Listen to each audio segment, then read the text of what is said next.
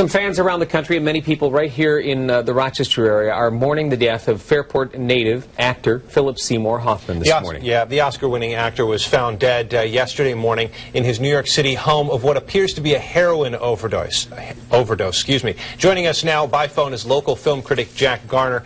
Now, Jack, you interviewed Hoffman many times. You've had a little bit of time now to think about this loss. What are your thoughts this morning about this tragedy?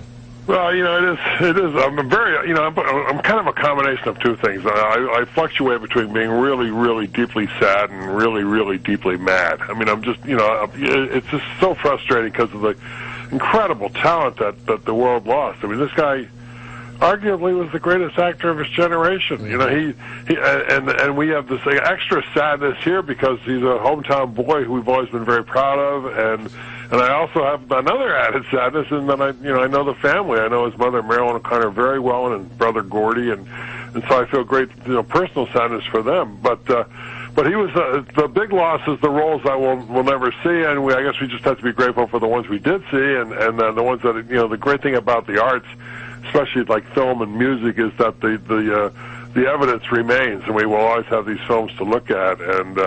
But I'm also glad I got to see him on the stage because that's more ephemeral. If you didn't see him in Long Day's Journey into Night like I did, you'll always be sorry that you never got to see it. And I'm just sorry I didn't get to see his Willie Loman, which he did a couple years ago with Death of a Salesman. So, yeah, it's an incredible loss. Jack, talk about his kind of need to remain private. I know on a 60 Minutes piece he talked about that being an actor in his mind required him to not share a lot of his soul, his personal life, the Hollywood stuff.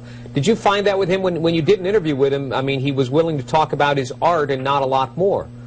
Yeah, that's exactly true, and I think he's one of those actors, and I think that De Niro has some of this aspect too, in that I think sometimes they don't let you into the personal side so much because for a couple of reasons. One is that I think he was naturally a bit of an introvert and a bit shy in that sense, and he had no interest in any of the trappings of being what you would call being a star.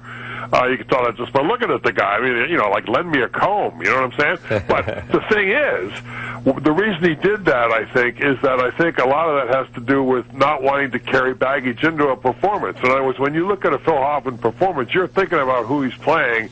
You're not thinking about what party he went to in Hollywood last week, or whatever. You're not thinking about any of the personal stuff. I don't think it had anything to do with his addiction and his problems with that and falling off the wagon and all that jazz. Because he was honest about that on 60 Minutes, but it's more a case of just generally not wanting to open himself up because it would color your attitude going in to see a performance. Right. Yeah. Well, Jack, hey, thank you so much for your poignant reflections on this very hard topic so early in the morning. Yeah. Oh, thank you for calling, and we'll all miss him, I'm sure. Yeah, thank you, Jack. Jack Garner, who had interviewed Philip Seymour Hoffman several times and knew the family.